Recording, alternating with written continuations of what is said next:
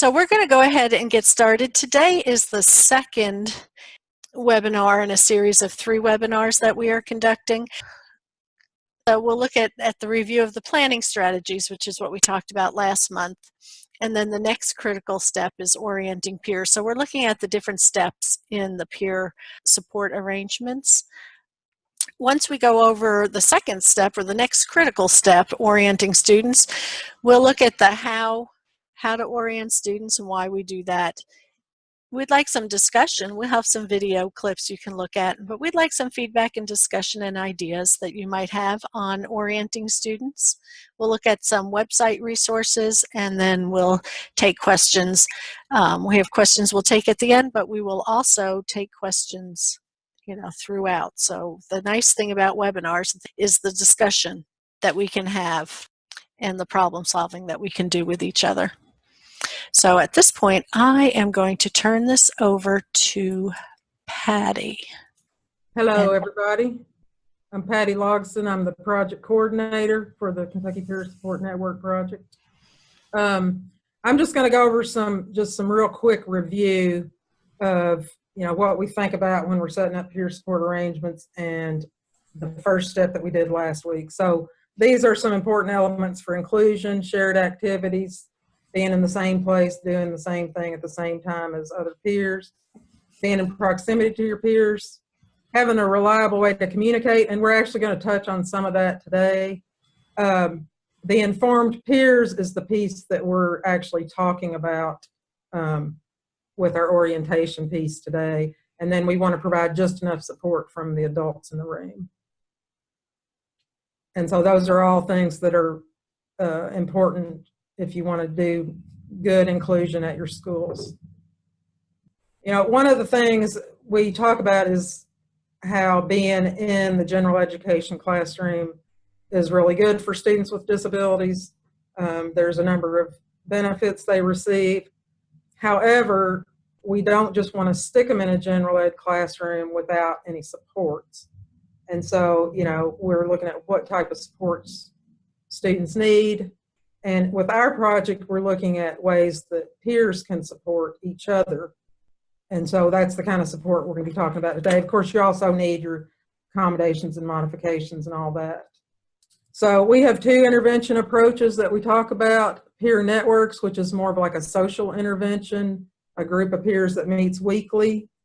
We're not really going to talk about that today. We're talking about peer support arrangements. That is where we have 1 or more peers without a disability working together with a classmate who has a significant disability, and talk about ways they can support each other as a community of learners. So that's the intervention approach that we're going to be talking about today. And so what are peer support arrangements? Well, like we said, it's usually a couple of peers partnered with a student with a disability working together as a community of learners. And here's some of the ways they can help each other. They can encourage each other. Hey, look, I think you can do this. Why don't we work on this together?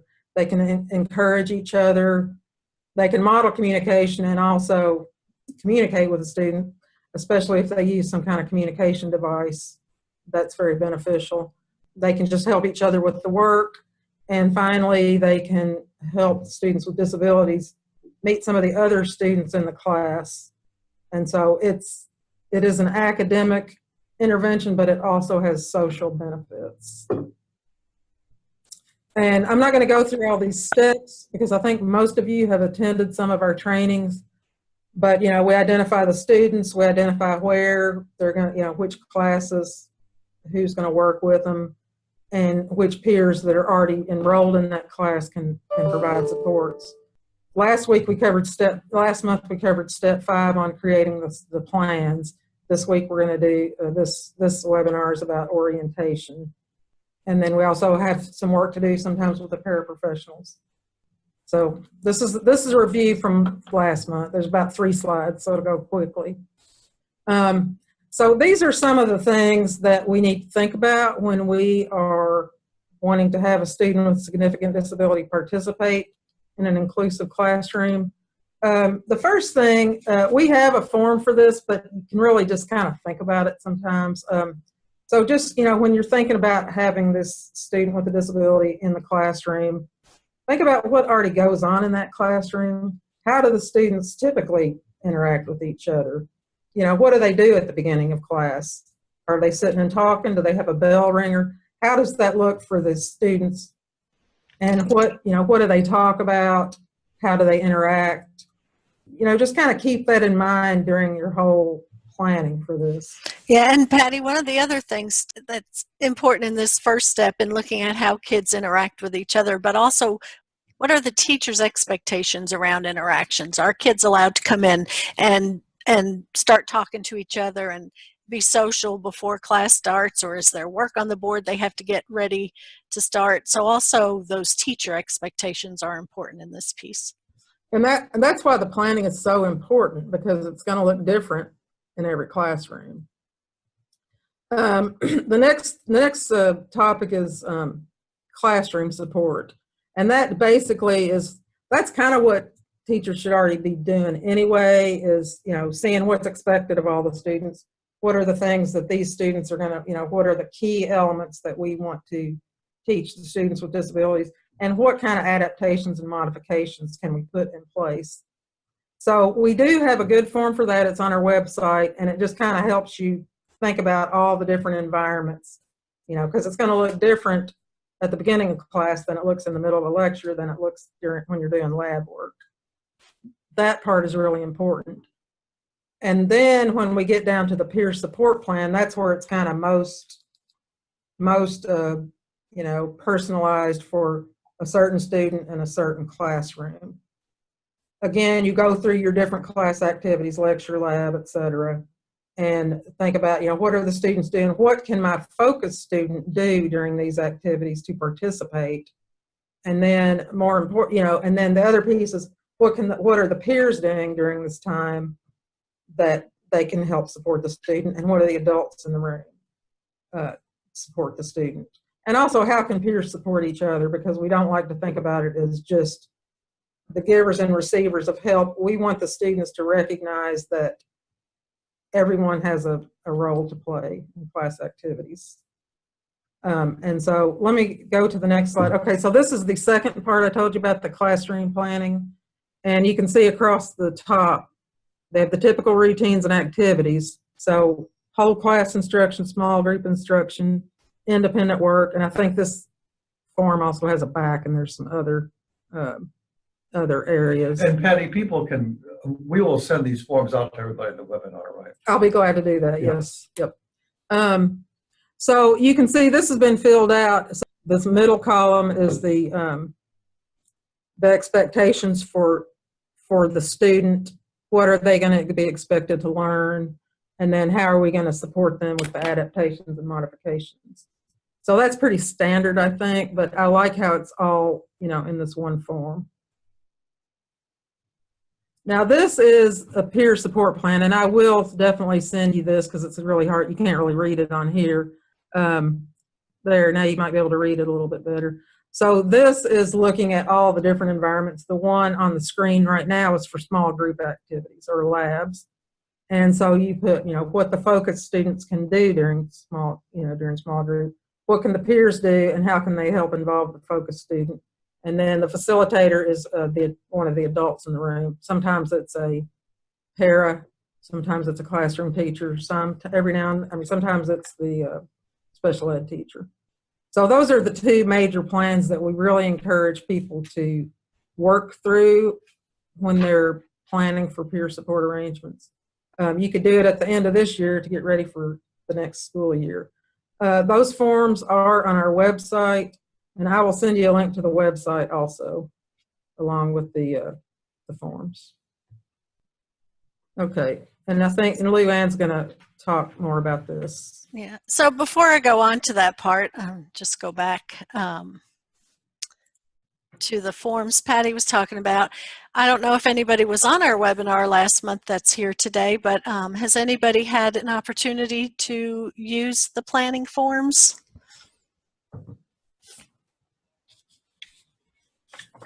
I'm going to take that as a no.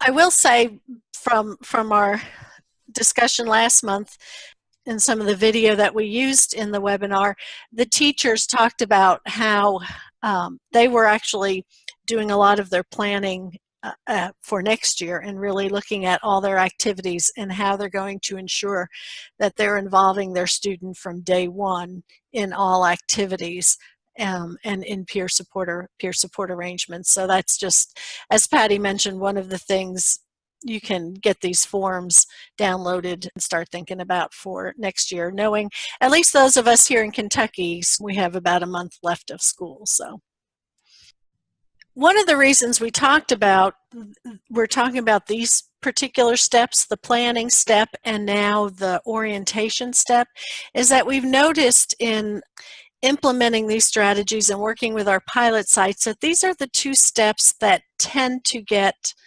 overlooked, and yet in some of the research with Dr. Carter, these are some of the most important steps to have successful peer support arrangements. So we really wanted to give some extra support and strategies in planning for peer supports and then orienting our students so that they get an understanding of what this is about and what it means to be part of a community of learners and to work with a student with a significant disability. So when preparing students, we want to think about what students need to know about each other, to work with each other, to feel comfortable with each other. So an initial orientation session can help clarify, one, the goals of peer support arrangements. So we explain to the students what it means to be part of a peer support arrangement. We give an overview of expectations related to this new role in what providing supports to each other means and might look like. And then we give students time to learn more about each other. And in learning more about each other, we learn about the best ways to support each other in the different class activities. And that will help ensure that all students are comfortable and confident in interacting with each other. We'll also talk with the peers about the adults that will be involved. So if there is an instructional assistant that helps to provide supports, the student will understand why this adult is in the room and what they're there for. When we're conducting a peer orientation, we really want to think about how we talk about kids to other kids. So this isn't about how the kids talk to each other, but it's about how we project our information and talk to kids. And of course, we always want to use respectful language and talk respectfully about all the students in the group. And we really want to work at talking about abilities and not disabilities. So we want to talk about, if we have a student who's using an AAC system or learning to use an AAC system, we want to say, you know, so-and-so talks by using a special app, not so-and-so is nonverbal.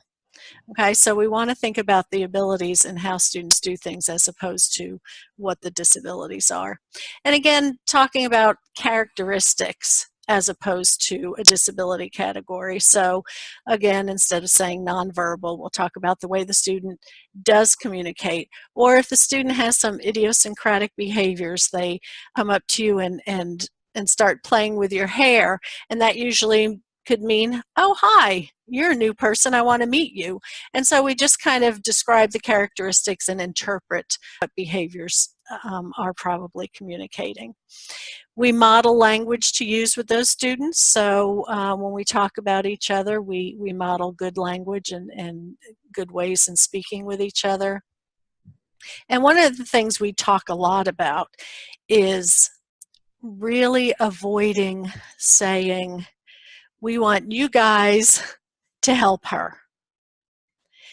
We want to talk about we're going to work together as a group and we're all going to help each other when we need it. Sometimes I need help with writing and getting all of my notes, but I'm really good at helping someone else when they're when we're doing worksheets, because I'm really good at worksheets. So we want to talk about the things we're really good at and the things we might need help with, and how we are then a community of learners. And in that case, emphasizing similarities, and similarities in terms of we all need to take notes, but I might take my notes by illustrating and drawing pictures, and that helps me remember. And someone else takes notes in a nice linear manner and numbering each topic as it comes up, because they like to have a nice list to help them remember. So we all take notes. We have that similarity, and we just do things slightly differently. Are there other things you can think of that we need to think about when we talk about kids to other kids?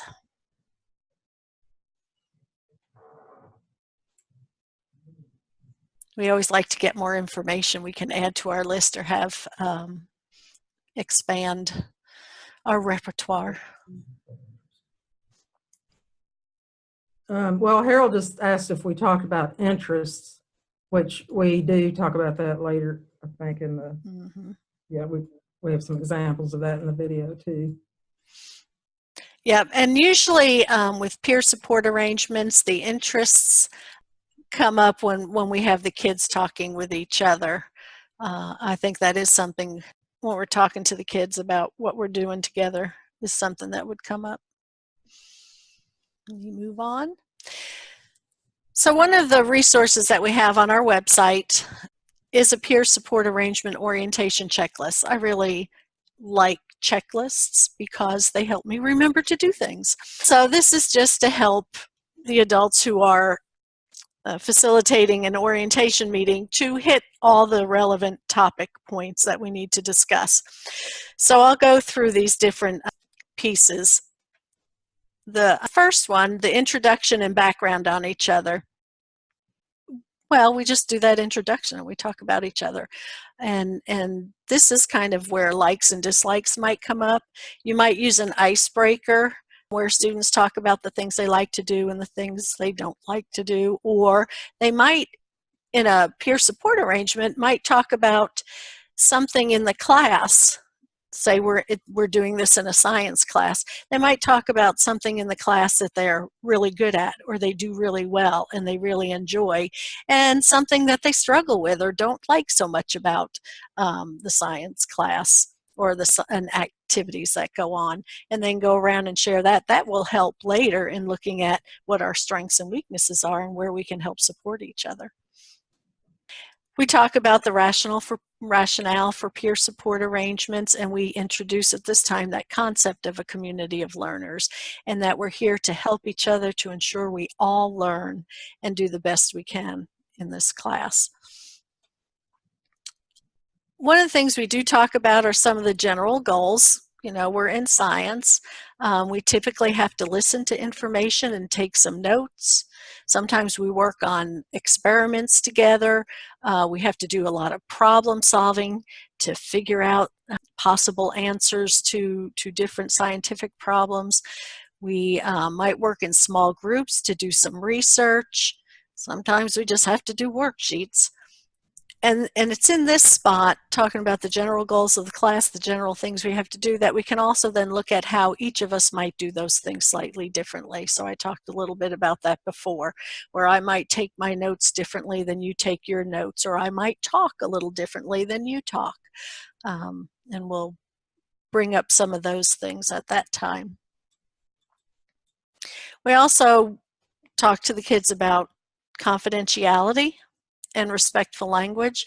And when I talk about confidentiality, it's not the same type of confidentiality that we have as adults in privacy and records and things and disability categories. We're not going to talk about those types of things with kids, but we want confidentiality in terms of, you might say, what happens in Vegas stays in Vegas. So that if something embarrassing happens, we don't run out of that classroom and tell everybody. You know, we think about, would we want other people talking about us and certain things we've done when we've, you know, done something we might not want others to know about. So it's really about being respectful and thinking about each other and not running around and talking about people behind their backs, that kind of thing. And that also that kind of falls in place with expectations inside of outside of classroom.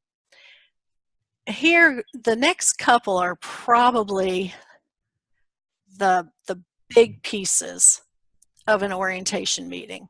Technology and communication systems. If we have students using AAC or any type of communication in a different manner than kids typically use, our peers in the peer support arrangement need to understand how the system works and how to communicate with the other student.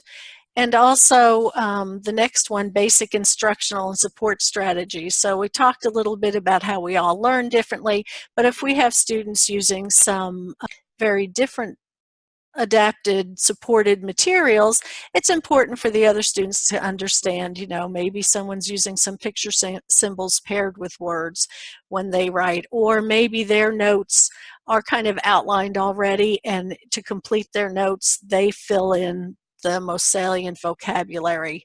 They fill in the blank of the most salient vocabulary. So some of those basic instructional support strategies of how the peers can help support the student with a significant disability. And then we also want to think about how that student is going to support their peers and their peer support arrangement as well. The next one, when to seek assistance, is always important. We need to let kids know if you're struggling with anything, if you have a question, always come and ask. Because kids are leery about seeking help and asking questions. So that is the basic orientation checklist, and an orientation can take between 30 to 45 minutes. We're going to show some video of a sample orientation that one of our pilot sites conducted, and then we're going to look at and think about what are some other considerations when we're doing our orientation. Any questions? Comments at this point? I have a quick question, if that's okay. Yes. And I'm sorry, I wasn't able to attend the prior session, so just let me know if I should just like go back and watch that because it's already been covered. But I was curious about when you're thinking about choosing peers for these peer arrangements, if you tend to look for the peers that have already developed relationships or friendships with a focus student, or if you're trying to use this as an opportunity to branch out and find new students to bring in, or maybe it's a little bit of both. That's actually is one of the considerations. So when choosing peers for a peer support arrangement, of course the first one, because the peer support arrangement is set up in the general ed classroom. So you're in an inclusive setting in the general ed class, and all the kids are taking that class for credit. So say we're in a science class. So our peers will come from that science class. So we're a community of learners. So that's the first one. So one of our considerations then is to say, well, who seems to show interest already with the student, or who already knows the student? Maybe they want to be part of this peer support arrangement.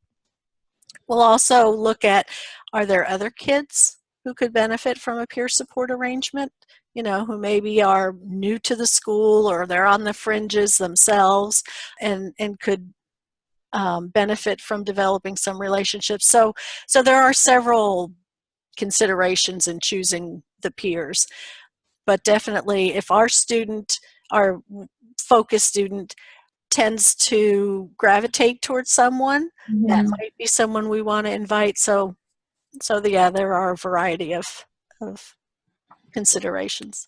Great, thank you. That's very helpful. Thanks. You're welcome. Here is the start of a peer orientation. The students have just kind of met each other. They're meeting in a music room, so that's why we're all sitting on the floor, and they're getting to know each other. So I'm going to play the video, and hopefully you can hear it. And if anyone has trouble, my first suggestion would be turn up the volume on your computer to hear it better. The students speak a little low, but it is captioned, so you can at least read it if you can't hear it. We'll do the first question on our in-person before that. If you have time or some time to spend as you choose, what do you like to do? Okay. So I'm Brady.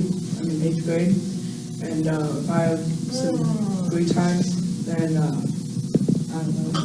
I like to go outside, hang out with my friends. My name is Malachi. I'm in 8th grade, and when I have free time, I like to play Fortnite. Okay, you ready, Jamar? Introduce yourself. So, you're going to tell us by your eye gaze, this side yes, this side no, remember? You are Jamar. Yes, you are in 8th grade. And when you have free time, you like to listen to music?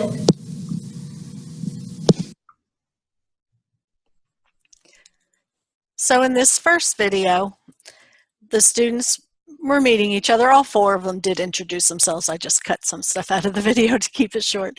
But one of the things I wanted to make sure we noticed in this particular video is, one, the teacher did explain to the students and remind Jamar that for his yes, he tends to turn his eyes one way, and for no, he turns them the other way. The other thing I liked about this video is the first 2 young men, as they introduced themselves, I always fear that they're going to look at me as a teacher or as the adult and talk to me, but when they both started, they both spoke to Jamar, and I think that's a really important point. If our students are always kind of talking to us or through us to the student, to remind them to talk to the student. So that was our first one, just kind of introduction and background about each other. I kind of jumped down the orientation list. We went through multiple steps. There is a discussion on confidentiality and respectful language. In this video, there's several sections, and it's one kind of explaining more about Jamar's communication system, and also getting into a little bit of some of the support strategies on how to involve Jamar in the activities that they may choose to do. Do you have any pets? Do you want to know their names? Sure. Do you want to know their names? No. Wait, I think he does. What? Do you want to know?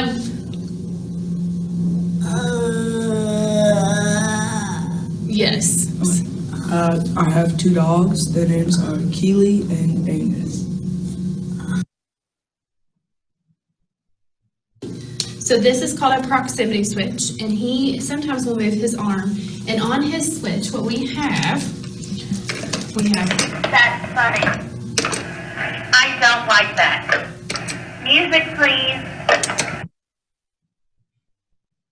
One of the strategies to use is tell them what the choices are. So if you guys come up with an activity you want to do or a couple activities, you can tell him what those activities are and then repeat them one at a time for him to confirm or refuse, basically, to say, yeah, I love it, or nah, I don't really want to do that. Well, and he had a major yes when you were talking about giving him choices. He turned his head. Major yes.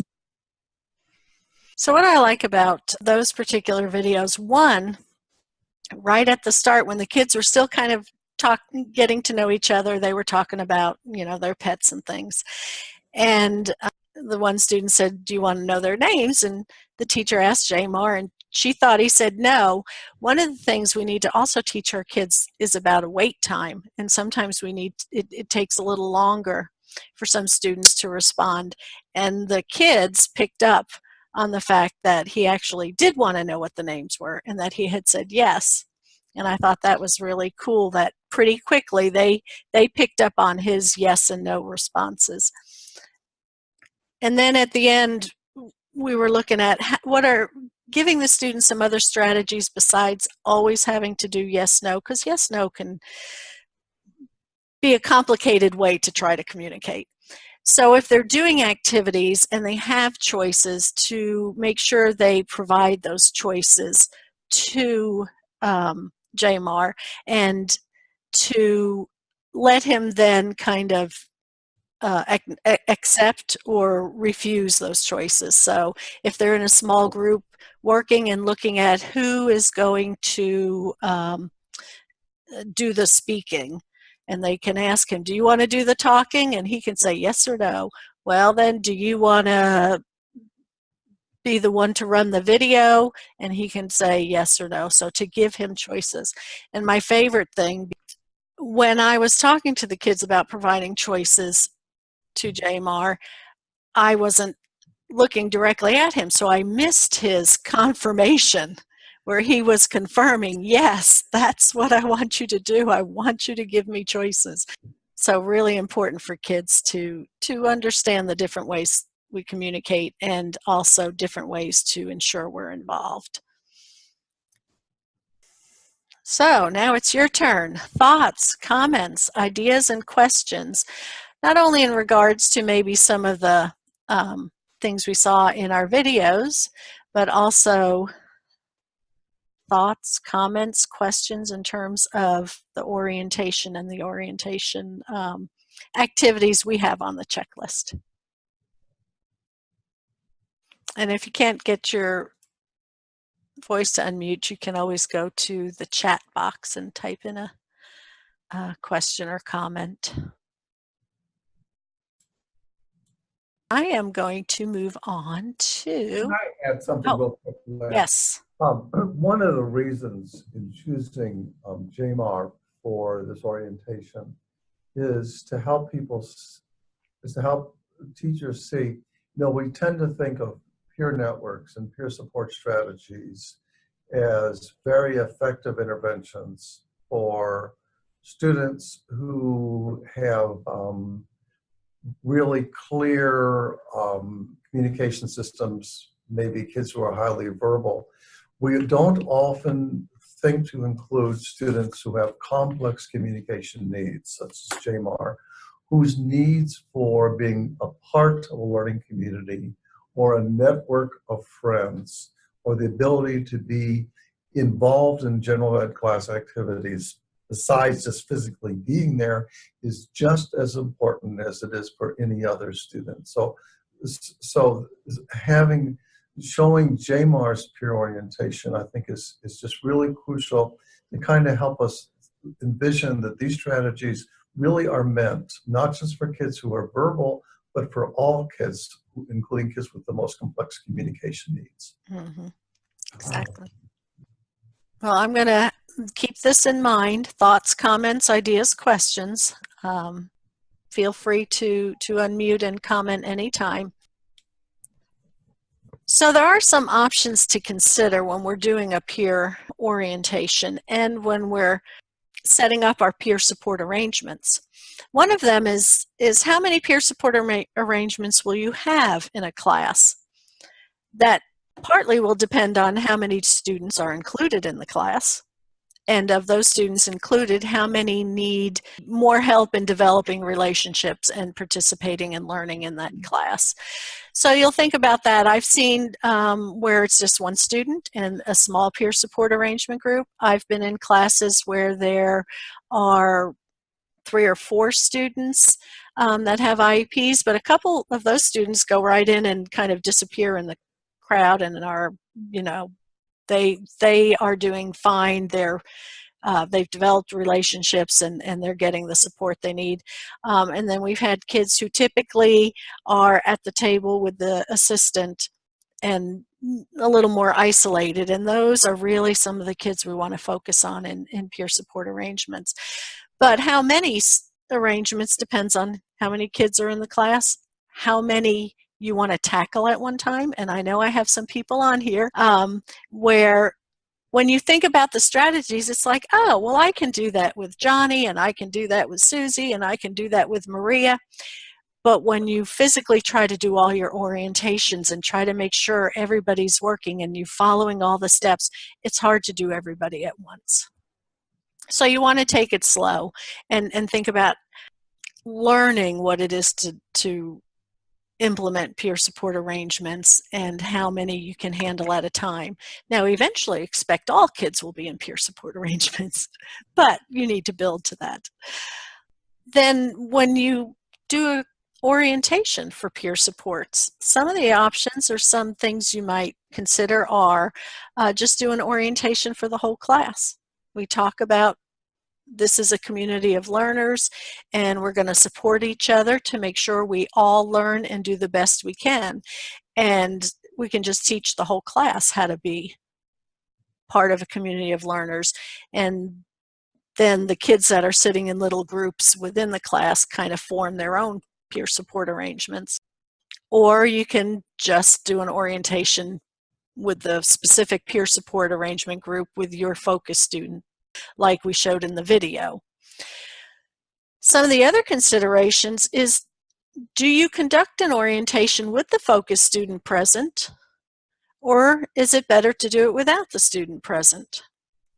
Now you'll notice with Jamar, I think it's important for him definitely to be present for part of it. He's got to meet his friends and get to know them, so he's definitely got to be there for that part. There are maybe some things the teacher wants to talk to the kids about in terms that you're kind of talking about the student in front of the student. And so you have to think about how much that's okay. Maybe you tell the student ahead of time, you know, we're going to have this orientation, we're going to meet each other, but in part of it, we need to talk to your new friends about how you communicate and show them the different ways you communicate. So is that okay? Do you want to be there when we do that, or would you rather we did that without you? So those are some of the things you want to consider when you're doing the peer orientation. And we do have one pilot site at least that does one orientation with the focus student, and then does another, I think, more informal orientation without the focus student. You could do it in either order, but some classes that may go the whole year, you want to consider, do you want to stick with the same couple of peers for the whole school year, or do you want to switch it up? You know, teachers change their classes around periodically, and kids end up in different groups periodically. So do you want to allow the focus student to also have that opportunity to be in different groups? If you do, you'll probably have to do an orientation again with that smaller group, unless you've done the whole class one. But again, for some specifics, depending on the support needs of the students with more intense support needs, you might need to do a small orientation with the kids in learning what different either idiosyncratic behaviors might mean, or how to interpret a student's communication, or how to model and use a student's communication system, because they're still learning how to use it, and it helps for all of us to model communication modes. What are other things you might want to consider, or what other questions might have popped up when we're thinking about doing a student orientation? Well, I have a question. Okay. You do it, the teacher, or could be general ed or special teacher, does orientation with peers, and then they begin to work together in general ed class. But it seems they would continue to have, they may have questions about how to provide help, or how to or how to do certain strategies with the student. Who assists as they actually implement this peer support? Okay, I'm going to go back real quick just to the orientation checklist. One of the things we have, let me find it again.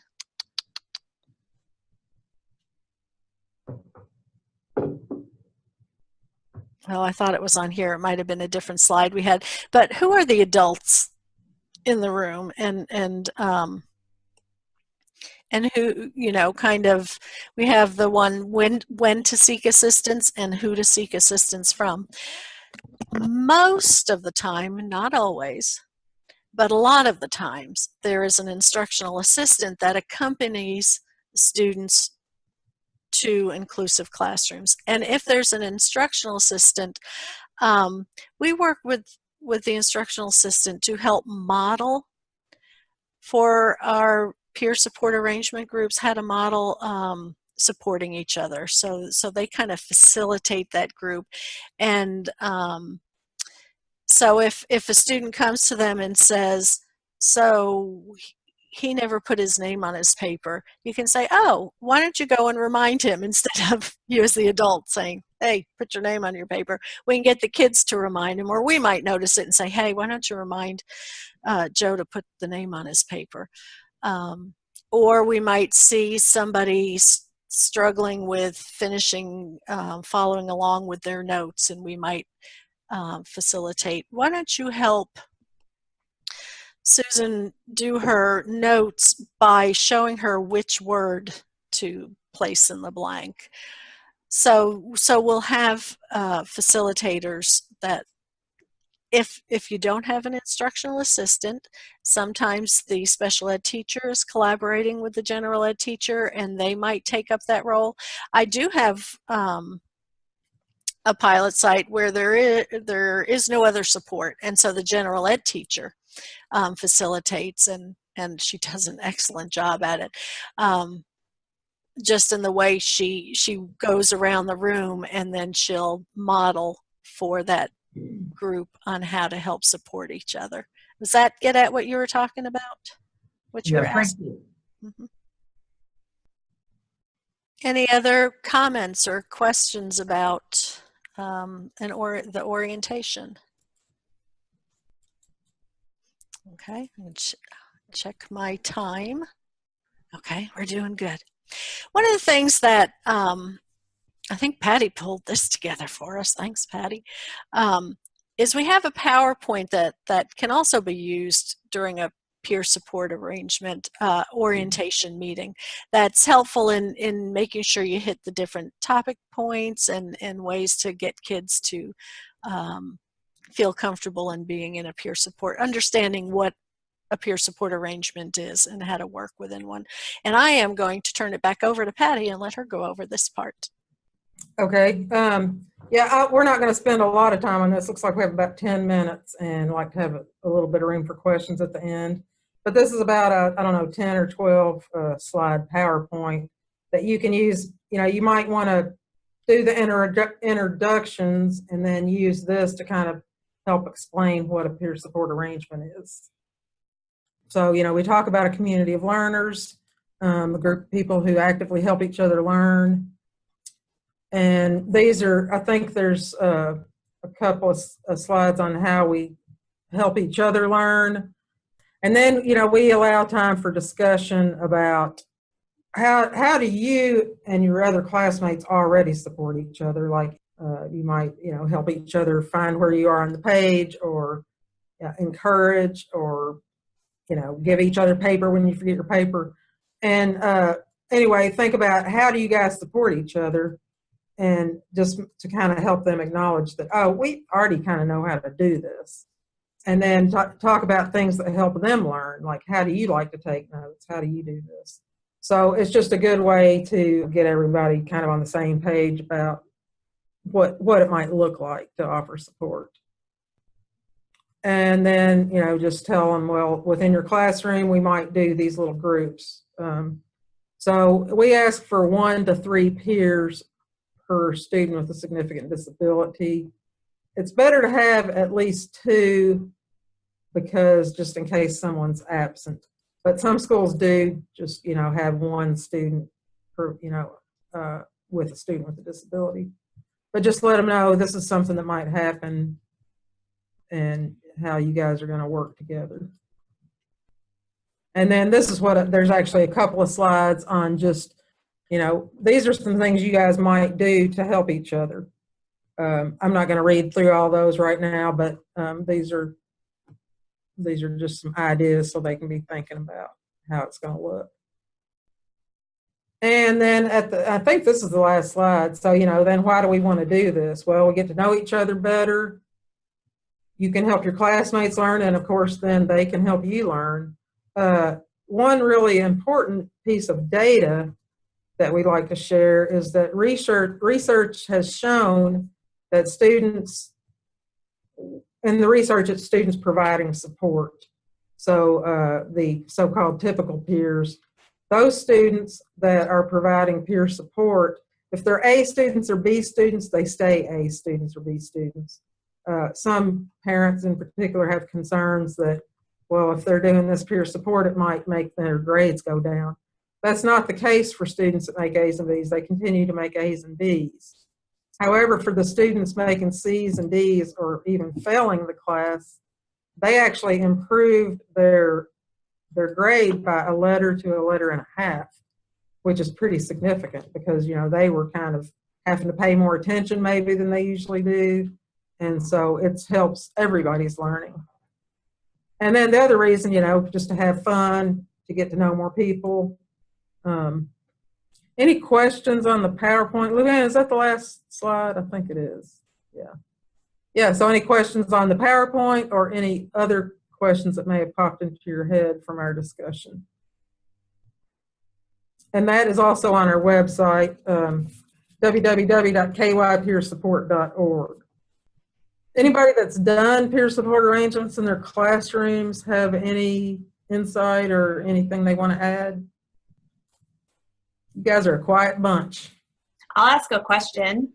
Okay, thank you. So I'm in San Francisco, and calling in. I am actually a parent. So my daughter is in grade 3 in an inclusive classroom. She goes to our neighborhood school, and she has complex communication needs and other disabilities. And so we've been talking a lot about peer support. And a question that I just thought of when you were showing us the PowerPoint, particularly the note about improving grades or them staying the same, was, I guess, is there a best practice in terms of communicating around the arrangements or students that you've identified for the peer support arrangements in addition to the focus student, like around communicating with their parents or their families and sort of what that looks like? Or is it really just asking the students themselves? Maybe it depends on the age, but because my daughter's on the younger side, I would think we'd want to let the parents know in some way like we do. She has a communication circle, and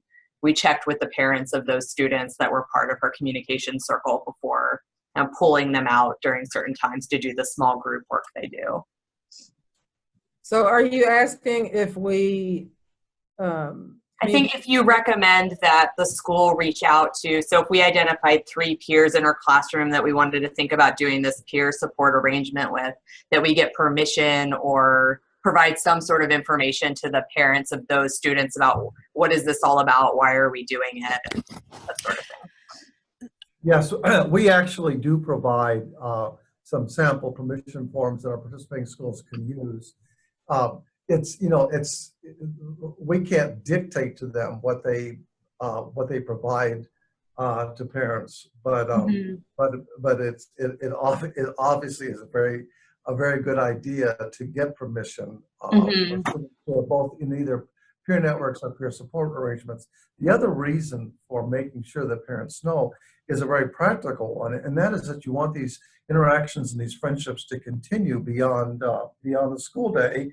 And if you don't know that your son or daughter is in a peer support arrangement or a peer network, and you don't have permission to share names, and that's obvious, that's the other portion of it too, sharing names, permission to share the names across the parents, then it's really difficult for families to consider activities they could do after school or on the weekend or in the summertime. So there's both I think a liability, and as a teacher myself, I would have wanted to do that. We encourage our schools to do that, but also as a practical strategy so that kids can continue these relationships outside of school. You definitely want to make sure that parents are aware of this. Very good question. But how the heck did you find out about this in San Francisco? I would add to that though. When I was in the classroom and we had inclusive classes, we didn't send permissions home per se that said, your student's going to be working with, a student with complex communication needs or anything like that. We talked to the kids about it, and a lot of times the kids would, they go home and talk. And when you're working with the younger kids, you just have a lot more parent involvement, so they kind of know, they learn that there's students with differing abilities in the classes. However, if we were to be pulling those students to do some activities outside of the class while the rest of their class is still doing their regular activities. We definitely got parent permission for that because, you know, we're changing up their day a little bit. So I think it's kind of really, some things are just natural things that happen in an inclusive classroom. All the kids are there and the kids are going to learn together. So I'm not so sure you need permission for that, but any special activities you're going to do for sure, you would want to. Great. Thank you. We also have what we call our tip sheets, and that's on our website. And there is one for parents and families that just kind of describes what peer support arrangements are. It also includes peer networks, which is the other intervention we promote. So that's a resource to share with families. We don't require permissions. That's really up to the school district.